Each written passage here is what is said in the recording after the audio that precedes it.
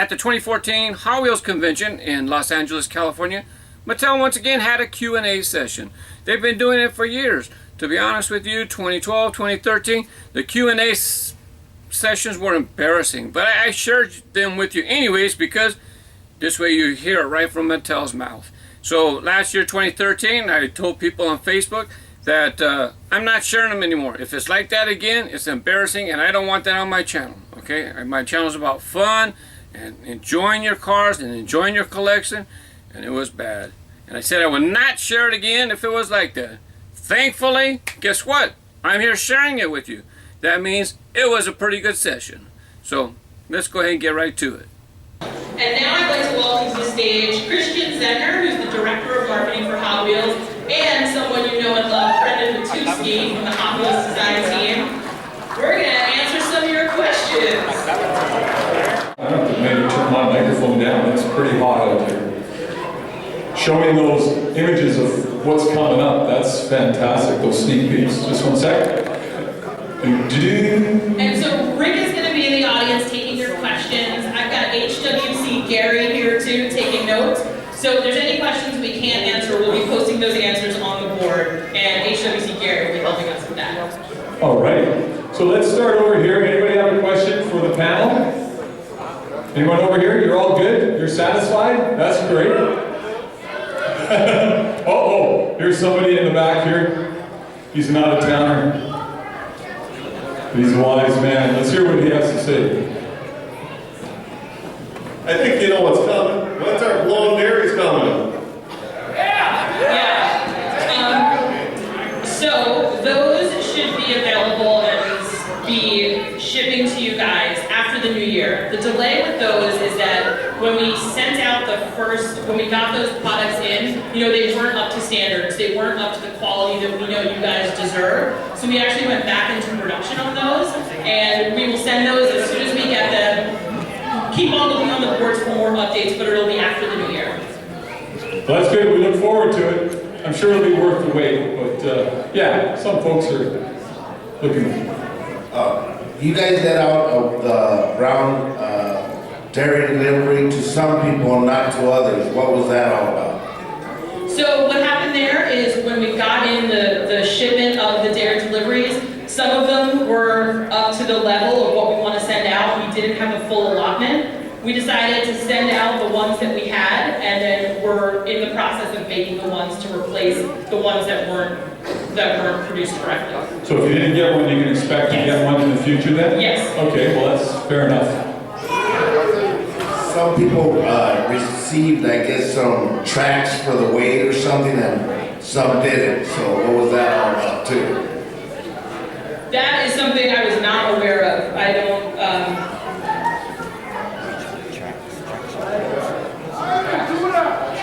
Yeah, he's saying some people he understands received track sets that didn't receive the dairy as a gift or some consolation prize of sorts. That is something that we were not aware of. If those people want to contact customer service, then we can figure it out. Yeah. Yeah, okay. Anybody else with a question? Oh, back here. Just 1 second. It's a big room here today. Yeah, on the 72 count cases, he replaced the divider with some cheap cardboard paper. There's a lot of damage anymore to the cards. You might want to upgrade that back to a sturdier cardboard. A lot of damage. I got an RaceGrooves Convoy Custom. Literally, when I took it out of the protector back, the blister came apart from the cardboard. What about quality control? I know some of those AMAC cars, the paint's rubbing off within the blister. I see a lot of lower quality coming out of your overall, a lot of different lines and damage. Yeah, so I know that when you're talking about the case, I saw that today for the first time, Anita. There used to be a thicker piece of cardboard. You know the 72 count?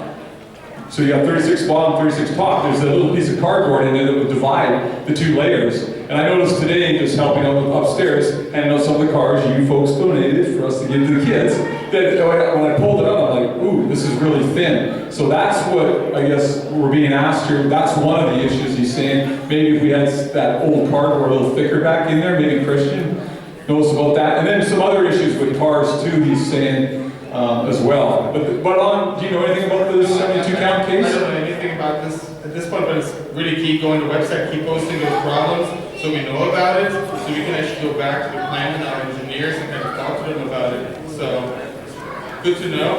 And then let's maybe see if we can get a picture and investigate us a little bit more. But certainly, stuff needs to get fixed. Yeah. Okay, thanks, Christian. And I opened up like a Convoy Custom from the Red Line Club, and literally when I took it out of the protective pack, the plastic blister just fell out of the package. I didn't even, how about more glue? Like I say, overall there's just a little bit less quality coming out. I know you're trying to cut back, but when you open it up and it just falls off the package, that's not good either. And then like the Zamax this year, I know the Mustang. Within the blister itself, you can see the paint rubbing off into the plastic blister itself. Not a very good paint job.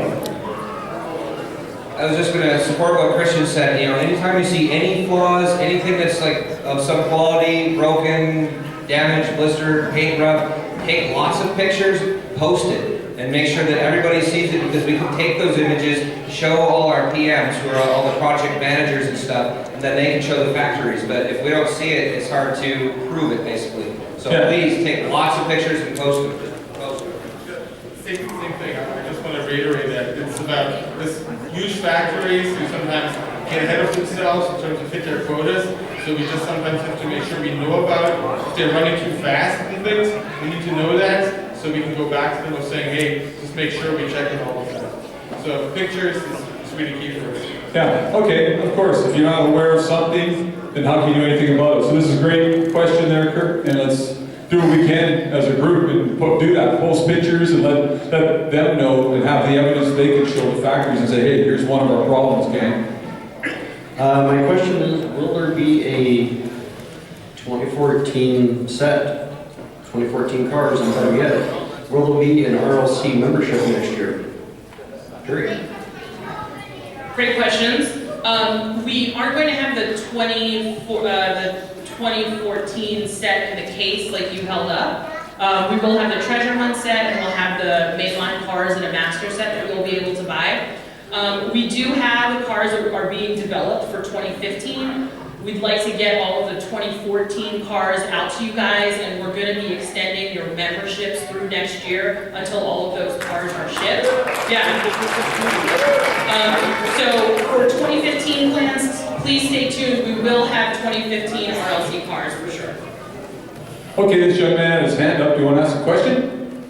Yes. Do those red lines that you showed on the picture have suspension?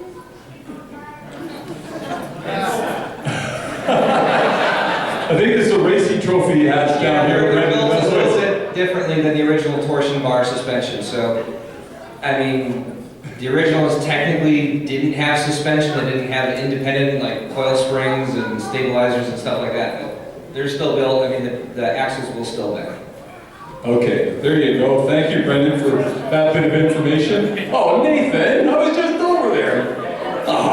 There, Nathan's a great guy. Let's go get a question from Nathan. Excuse me, folks. I'm going to squeeze through you here. All right, Nathan, meet me halfway. Good, man. Yeah, I'm good. It's been about 13 years for the Maelstrom casting being out. I was wondering if we could ever get a metal base and be used in some higher end lines, kind of like the cool classics and stuff like that. His favorite casting's the Maelstrom there, Brendon. Well, as you guys know, I'm on a track and place that steam, but I'll definitely relay that message to Phil. Or I think he'll be back tomorrow on the signing sessions. You can tell him directly yourself. Okay, there you go. Yeah, I'd like to know if we ever see a first generation Firebird. Woohoo! For the RLC. I'll tell Phil tomorrow. Someone else had a question over here. At the beginning of the year, we sign up for the Hot Wheel cars. We go to the site and it crashes. Then when it comes time to get the cars, we pay our money, but we don't get the cars until October, November, or December, or if we even get them. Why is it like that? And how are you going to fix that problem? Great question.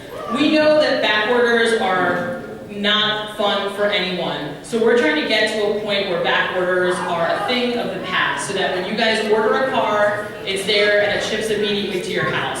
We have a lot of catching up to get there, so we really appreciate your patience.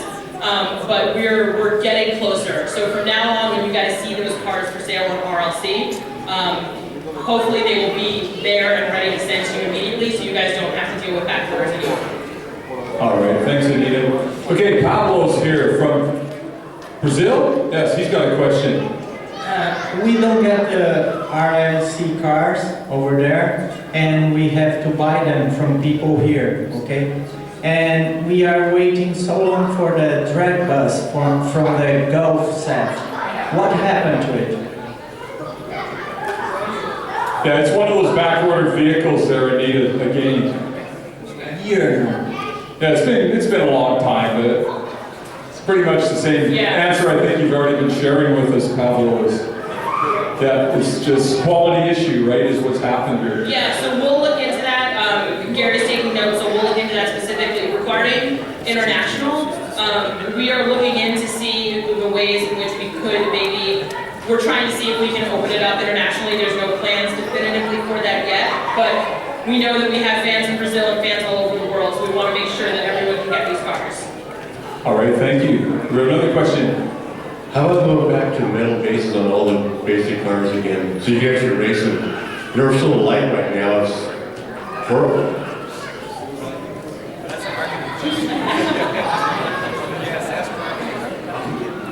Well, I think from the basic cars, ultimately to hit a mass price point, and I think the metal base really takes the price to a next level.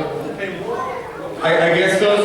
So I think that's why we also have lines like cold plastics or heritage lines with more decos to kind of speak to that higher end collector. So that's how we try to do it, and once in a while sprinkle in some in the basic car line as well. That's how we do it.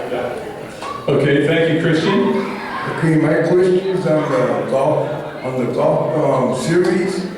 Can we get those, like, can we order them and have them like made instead of like, you know, they run out, we can't get them, like on the drag bus. Like, I was able to get the first two, but the last two I got knocked out because they were sold out. I mean, can we get them like made to order? So the question is if we can do the Golf Series made to order. Let me go back to the team and see what we can do. I'm happy to look into it. We'll post an answer on the boards for you guys. Okay, thank you. Is there a way to stop the people in Malaysia from stealing all the cars out of the factory and selling them to you?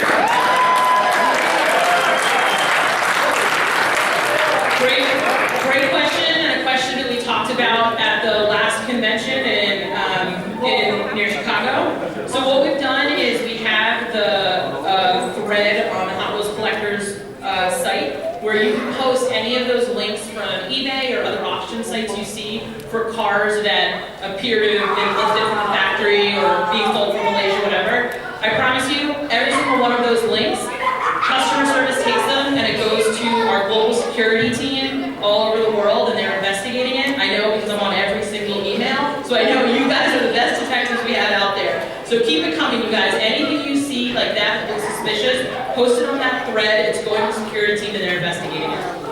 Yeah, you betcha. That's great that we're the detectives. We can help out and solve this problem. Thank you for giving us an avenue to do that. I got a question.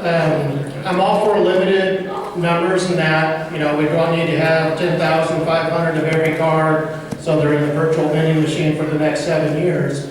But is there any way we can limit the memberships too, so that you have a better chance of buying all the cars rather than you have a chance to order a car? Because there's nothing worse than, you know, you've been a member forever, you go to log in and they're sold out in, 15, 20 seconds, and you've paid your membership. But I know personally people who have paid their membership and they weren't able to order half the cars because they sold out so quick. So maybe not have so many memberships available so that the number of cars available are more in line with the number of members. I think it's up to, it's all about for us to make for Mattel. It's usually how we do it. It's one-shot production and trying to call the right number. So maybe it's up to us now to kind of evaluate what has happened in the last year or two, kind of see what the right number is. Maybe we have to up some of the production runs, but we don't want to go back to 10,000, for example, so we have to go the next 10 years. But maybe we'll just have to figure out what the right number is. And good that we have that feedback today, and Anita and I will take this back and figure out if we can up it a little bit to make sure that it's fine. We give everyone a chance to buy it without having 5,000 for the next 10 years. Okay, thank you, Christian. We have one final question, gang. Just one final question.